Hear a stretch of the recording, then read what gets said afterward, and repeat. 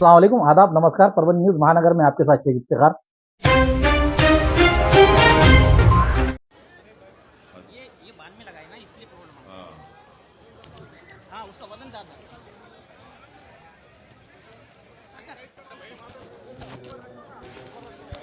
हमारा को ऊपर स्टॉप कर दो दोनों पिस्टल कर दो।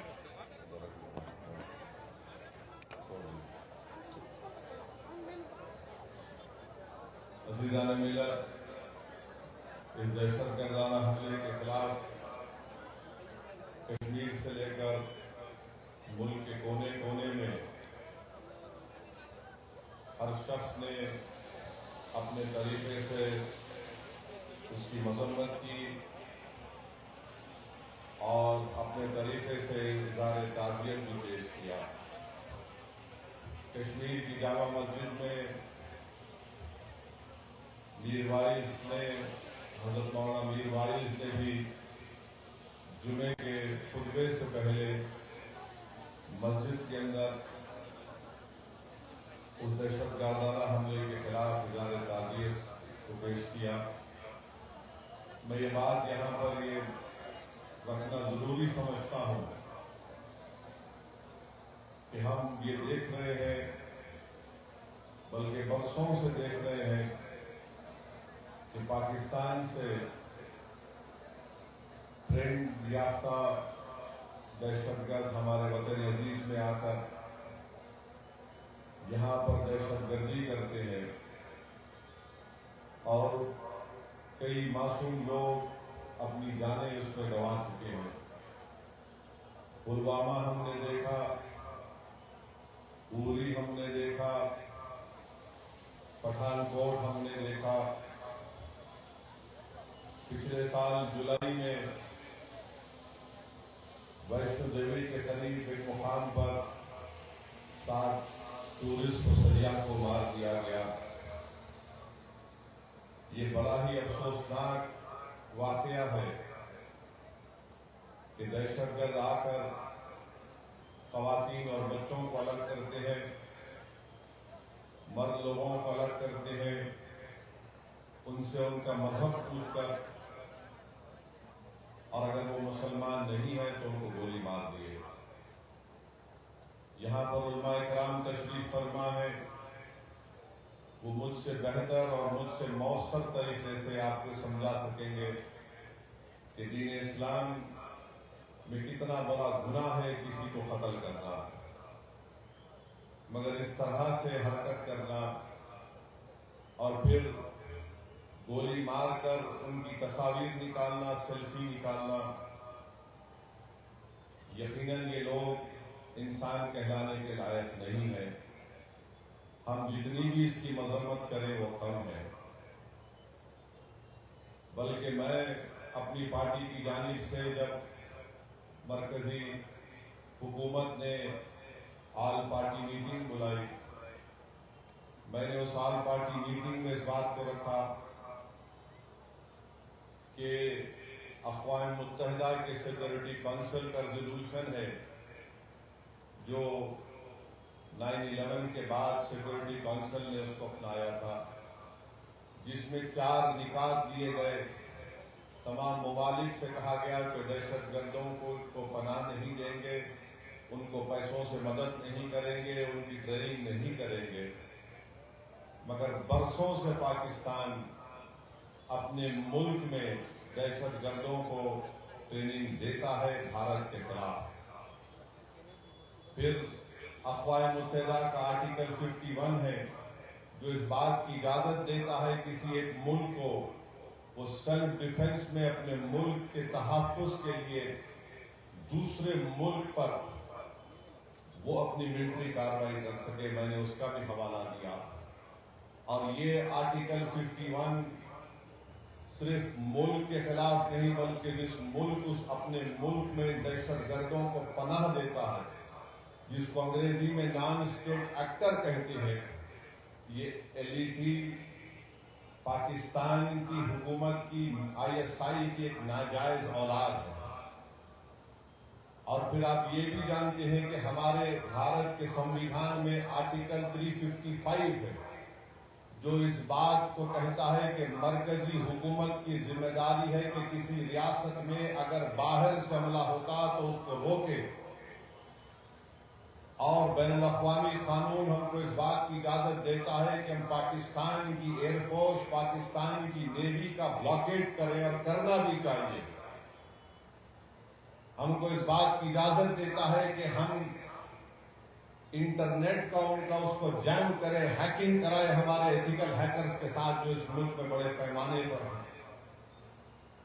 मैं मरकजी हुकूमत से इस बात का मुतालबा करता हूं, भारत के वजीर आजम से, कि वो फाइनेंशियल एक्शन टास्क फोर्स है जिसको FATF कहते हैं, हुकूमत की जिम्मेदारी है कि पाकिस्तान को ग्रे लिस्ट में डाले FATF की, और इसी तरीके से उनको माशी तौर पर पाकिस्तान को हम कमजोर करना बहुत जरूरी है। और जो लोग आज पाकिस्तान में बैठकर बकवास करते हैं, मैं उनसे कहना चाह रहा हूं कि आप भारत से आपका वक्त आधा घंटे पीछे है। अब जैसा यहाँ 6:15 हो रहे हैं, वहां पर 6:45 हो रहे हैं, मौरो आधा घंटा पीछे नहीं है, वो आधी सदी भारत से पीछे है। और ये बार बार ये गलत बात वहां के लोग करते हैं। अरे हमारे मुल्क का बजट जो है, तुम्हारे मुल्क का बजट हमारे मिलिट्री के बजट के बराबर नहीं है। तुम बराबरी करना तो दूर की बात, तुम अगर इसी तरह करते रहोगे, ये बार बार पाकिस्तान ये कहता है कि हम न्यूक्लियर बॉम्ब हमारे पास है, एटॉमिक बॉम्ब है।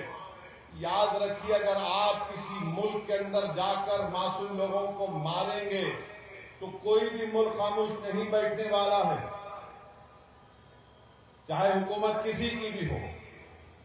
मगर इस तरह से आकर हमारी भारत की सरजमीन पर हमला करना और मजहब पूछकर किसी को गोली मारना, तुम कौन से दीन की बात कर रहे हो? तुम तो खवारिज से बदतर हो, तुम तो आईसिस के जानशीन हो जो हरकत किए हैं। तो मेरे अजीज दोस्तों और बुजुर्गों, हम हमारे मुल्क के वजीर आजम से भी कहेंगे कि जब कश्मीर हमारा अटूट हिस्सा है और रहेगा इंशाअल्लाह, तो कश्मीरी भी हमारा अटूट हिस्सा है। हम कभी भी कश्मीरियों के खिलाफ ये जो टीवी चैनल पर ये बड़े बड़े एंकर बैठकर गुफ्तगू कर रहे हैं, बेशरम है ये पूरे एंकर। अगर कश्मीर हमारा अटूट हिस्सा है और रहेगा, तो कश्मीरी भी हमारा अटूट हिस्सा है। कैसे हम उन पर शक कर सकते हैं? वो कौन था जो दहशतगर्दों से उनका हथियार लेते हुए जिसकी जान चली गई? वो कौन था जो अपने कंधे पर जख्मी लोगों को बिठाकर 40 मिनट चलकर नीचे लेकर आया? वो कौन था? कश्मीरी था जो एक मासूम बच्चे को उठाकर उसकी जान बचा रहा था। तो ये जो हमारे वतन है, इस्लाम को कबूल करने वालों के लिए नहीं है। अगर आप में से कल कोई जायदाद वक्फ को देना चाहता है, तो कलेक्टर साहब बोलेंगे तुम 5 साल से इस्लाम पे चल रहे नहीं चल रहे। अब ये और बात है कि कलेक्टर साहब को दीन इस्लाम के अहकामात के बारे में कुछ नहीं मालूम होगा। क्या कलेक्टर साहब ये तय करेंगे कि दाढ़ी मोदी के बराबर होनी चाहिए या ओवैसी के बराबर होनी चाहिए कि प्रैक्टिसिंग मुसलमान है? अच्छा, अगर कोई हमारी बेटी या हमारी बहन या हमारी कोई खातून देना चाह रही, तो कौन डिसाइड करेगा? कौन जाकर देखेगा क्या वो पर्दा नशीन है या वो हिजाब पहनती है नहीं पहनती है? तुम कौन हो भाई? अच्छा, अगर किसी को पकड़कर पीट दिए, ये राक्षस हैं जो पकड़कर पीटते हैं और उससे कहेंगे कि तू JSR का नारा लगा दे। अगर वो लगा दिया तो वो प्रैक्टिसिंग है या नहीं? ये कानून क्यों बनाया गया? इसलिए कि हुकूमत तय करेगी कि आप इस्लाम पर है या नहीं। हुकूमत का क्या काम? ये तो आइन के इक्वालिटी के सेक्शन के खिलाफ है, आर्टिकल 14 के खिलाफ है, आर्टिकल 15 के खिलाफ है, आर्टिकल 25 के खिलाफ है, आर्टिकल 26 के खिलाफ है। किसी दूसरे धर्म को अपनी जायदाद दे सकता है, मगर दूसरा धर्म का आदमी मुसलमान को नहीं दे सकता। और मुसलमान अगर 5 साल तक किसी को दे सकता है, मगर 5 साल के बाद अगर मोदी जी बोलेंगे हाँ तुमने मेरी चाय पी, मैं तुमको मुसलमान बोलता हूं, तो जब दे सकते आप बताइए कैसा कानून है ये। सेक्शन 3D बना दिए। जितने आसार खदीमा के तहत मसाजिद हैं, दरगाहें हैं, खानखाएं हैं, इमाम बाड़े हैं, कानून ये कह रहा है कि वक्फ नहीं है वो, तो क्या आप छीन नहीं रहे? आप तो छीन रहे। एएसआई कब आया? एएसआई 110 साल पहले आया होगा। मस्जिद कब थी? दरगाह कब थी? खानकाह कब थी? इमाम बाड़े कब थे? 300 साल 200 साल से। सेक्शन आप लगा दिए कि उसको कागज दिखाना पड़ेगा, मिल्कियत का कागज दिखाना पड़ेगा। अगर कागज नहीं है तो आपको बोलना पड़ेगा कौन उसको बनाया था। 300 साल पहले, 200 साल पहले कौन बनाया, कैसे मालूम? मोदी जी अगर हमको इल्मे जफर आ जाता तो हम पूछ के बोलते रूहों से आप बनाए थे क्या, बोलो हमारे को। अब नहीं मालूम, उमरैन साहब को आता होगा इल्मे जफर, मैं तो गुनाहगार आदमी हूं। कौन बोलेगा बताइए? आप हर चीज को छीनना चाहती।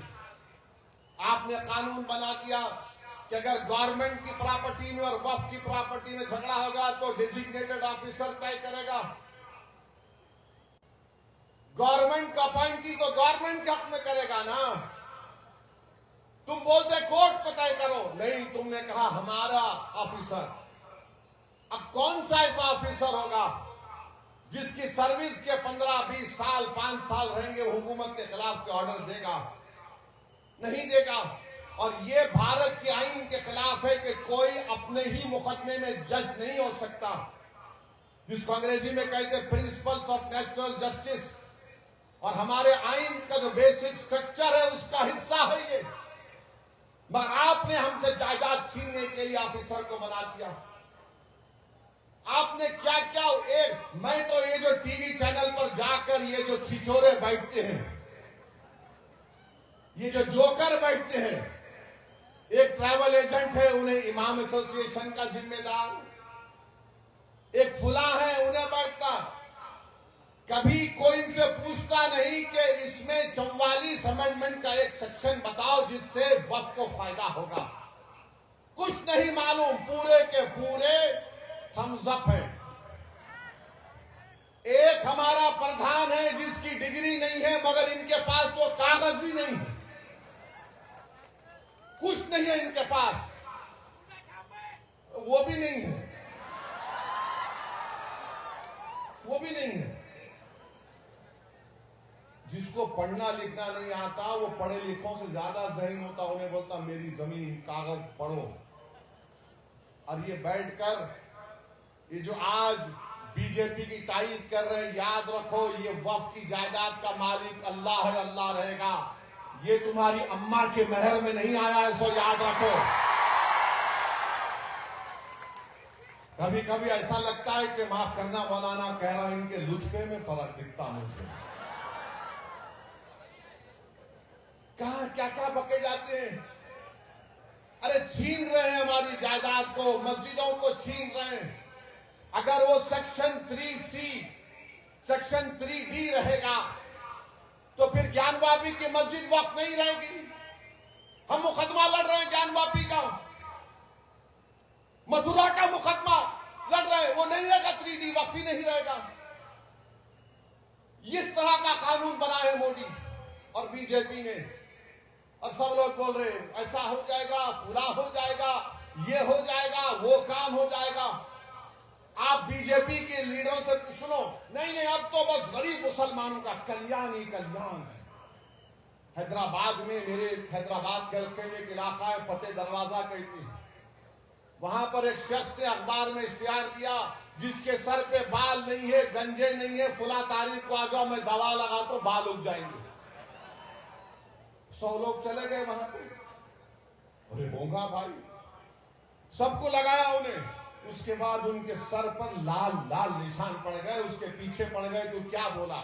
तो मोदी भी यही बोल रहे, मैं ऐसा लगाता हूं तो देखो कुछ होने वाला नहीं है। जायदाद छीनना चाह रहे, आपकी हमारी मस्जिद को छीनना चाह रहे हैं।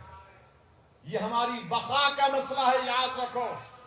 अगर आज हम इस काले कानून के खिलाफ आईन के दायरे में रहकर पुरअमन तरीके से एहतजाज नहीं करेंगे तो फिर हम बहुत सी जायदादों को खो देंगे।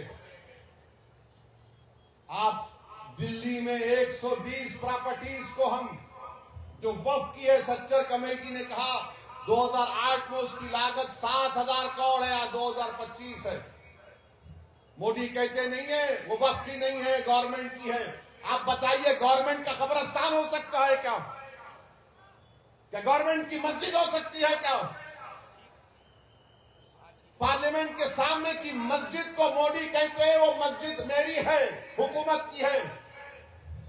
उस मस्जिद का इमाम कौन है जिसको दिल्ली वक्फ बोर्ड ने तकर्रुर किया, जो रामपुर के एमपी है?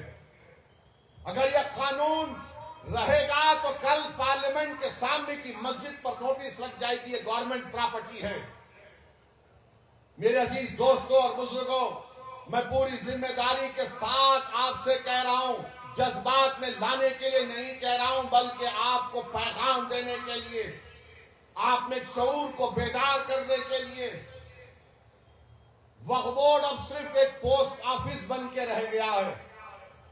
जब तक कलेक्टर डिसाइड नहीं करेगा, वक्फ बोर्ड कुछ भी नहीं करेगा।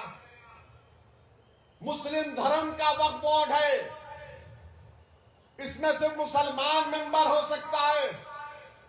आप गैर मुस्लिम को क्यों लाना चाहते हैं? महाराष्ट्र में पंढरपुर की मंदिर है, पंढरपुर की मंदिर के ट्रस्ट में कोई भी ट्रस्टी कौन हो सकता है? बोल हमको सिर्फ हिंदू हो सकता है, हमको इतराज नहीं है, वो ही होना चाहिए। मगर आप पंढरपुर की मंदिर में सिर्फ हिंदू हो सकता है तो मुसलमान के वक्फ बोर्ड में गैर मुस्लिम कैसे हो सकता है? कैसे हो सकता है? हमको बताओ आप। तो बोलते मोदी नहीं नहीं, एडमिनिस्ट्रेशन में। अरे पंढरपुर का ट्रस्टी तो एक बीजेपी के राज्यसभा के एमपी है ना।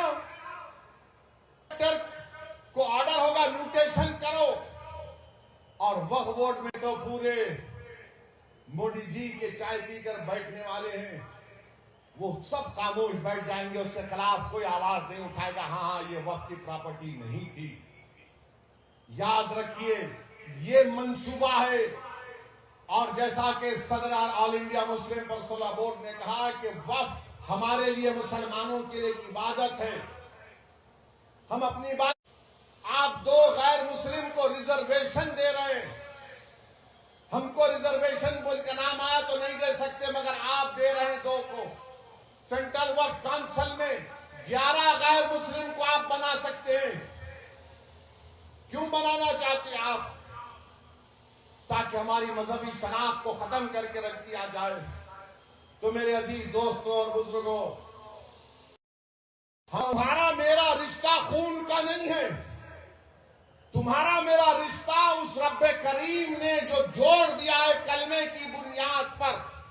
अगर आप और हम मुत्तहिद नहीं होंगे इस कानून के खिलाफ, तो मेरे भाई फिर हम किस एतबार से इज्जत की जिंदगी गुजार सकेंगे? जब दो भाई दूसरी पार्टियों में हैं, खून भी एक है, वो कह रहे हैं कि मोदी से मुकाबला करना है, महाराष्ट्र को बचाना है, तो हम एक हो सकते। मैं तुमसे कह रहा हूं, अल्लाह जिस चीज का मालिक है, तुमको मुझसे ना इत्तेफाकी है, तुम मुझे पसंद नहीं करते, कोई बात नहीं। ये काज बड़ा है, ये लड़ाई बड़ी है। वक्फ का मामला है जिसका मालिक अल्लाह है, और मस्जिद अल्लाह का घर है। तो मेरे अजीज दोस्तों और बुजुर्गों, मुत्तहिद रहिए, अपने इत्तेहाद को मजबूत करिए, अपने मसलक पर चलिए जरूर। चाहे आप देवबंदी हो, बरेलवी हो, अहले हदीस हो, शिया हो, बोरी हो, मगर याद रखिए जिस चीज का मालिक अल्लाह है ये हमारे मसलक का मसला नहीं है, ये मिल्लत का मसला है। ये मसलक का मसला नहीं है, ये अल्लाह की जायदाद को बचाने का मसला है। तो आपको और हमको अपने छोटे छोटे इख्तलाफात को बालाए ताक रखकर हमको उठना है, और हम उठ चुके हैं। हम भारत के वजीर आजम से भी कह रहे हैं कि आप इस कानून को वापस लेना पड़ेगा। हम जिद्दोजहद करते रहेंगे। जिस तरह हमारे किसान भाइयों ने अपनी इत्तेहाद की ताकत पर नरेंद्र मोदी की हुकूमत को उस काले कानून को वापस लेना पड़ा, इंशाअल्लाह ताला मुझे यकीन है कि अल्लाह सुब्हानाहु ताला फजल और करम करेगा, और अल्लाह हमको कामयाब और कामरान करेगा, और ये कानून को हुकूमत वक्त को वापस लेना पड़ेगा इंशाअल्लाह ताला। और मैं कह रहा हूं अजीत दादा पवार से, ड्रामेबाजी बंद करो अजीत पवार। तुम्हारे पोस्टर देखा परभनी में मैं आते आते, मुंह ही नहीं खोल रहे। अरे चचा के खिलाफ इतना बोले, अब तो बोलो। नीतीश कुमार, याद रखो नीतीश कुमार, भारत का मुसलमान और भारत के हमारे वो हिंदू भाई जो बड़ी तादाद में सेकुलर हैं, भारत के हमारे दलित भाई, आदिवासी भाई, नीतीश कुमार को कभी माफ नहीं करेंगे। तुम समझे नहीं, तुम बदले नहीं। तुम हमेशा पीठ पर खंजर मारते थे, खंजर मार रहे हो। जयंत चौधरी से कह रहा हूं, अरे मुसलमानों की खातिर नहीं तो अपनी दादा की विरासत को तो बचा लो। चौधरी चरण सिंह की विरासत को बचा लो तुम। क्या तुम्हारे दादा आज जिंदा रहते तो क्या यह कानून की तायीद करते? और वो चंद्राबाबू नायडू, याद रखो चंद्राबाबू नायडू, तुमने इस कानून की तायीद करके अपने बेटे के सियासी कैरियर को नेज़े पे लगा दिया। तुमने तायीद की, अगर तुम तायीद नहीं करते, अगर अजीत पवार, नीतीश कुमार, चंद्राबाबू नायडू, जयंत चौधरी और चिराग पासवान, रामविलास पासवान के बेटे क्या कर रहे हैं लोग, याद रखो नुकसान आपका होगा। इस मुल्क में इख्तिदार किसी के पास हमेशा नहीं रहेगा। इख्तिदार अल्लाह की तरफ से दिया जाता है, लिया भी जाता है। तो मेरे अजीज दोस्तों और बुजुर्गों, मेरी आप तमाम से गुजारिश है कि मुत्तहिद रहिए। और 30 तारीख को बत्ती गुल, 30 तारीख के दिन बत्ती गुल का प्रोग्राम है। लाइट बंद करेंगे ना मेरे भाई, लाइट बंद करेंगे ना। 10 मिनट के लिए लाइट बंद करना है, और ये सोच के बंद करना है कि मैं 10 मिनट के लिए बंद कर रहा हूं। जो इसकी तायीद करे हमेशा के लिए उनकी लाइट बंद, और होगी इंशाअल्लाह ताला। कि आप तमाम मुस्लिम पर्सनल लॉ बोर्ड के एहतजाजी प्रोग्राम की तायीद करते हैं तो नारा लगाइए मेरे साथ। पहला नारा पाकिस्तान के लिए, नारे तकबीर, नारे तकबीर। अब दूसरा नारा हमारे वजीर आजम के कानों तक पहुंच जाए ताकि वो स्टेट्समैन बने, पॉलिटिशियन ना बने। नारे तकबीर, नहीं दम नहीं, नारे तकबीर, नारे तकबीर। अब दूसरा नारा हमारे वजीर आजम के कानों तक पहुंच जाए ताकि वो स्टेट्समैन बने, पॉलिटिशियन नहीं दम नहीं। नारे तकबीर, नारे तकबीर। भारत, भारत। अस्सलाम वालेकुम। हमारी न्यूज़ आपको किस तरह पसंद आ रही है इसके बारे में लाइक करें, शेयर करें, कमेंट्स करें। अब तक हमारे चैनल सब्सक्राइब नहीं किया तो सब्सक्राइब जरूर करें। साथ ही साथ बेल आइकन का बटन जरूर दबाएं और फेसबुक पर भी हमें फॉलो करें। Subscribe now and press the bell icon. Never miss an update.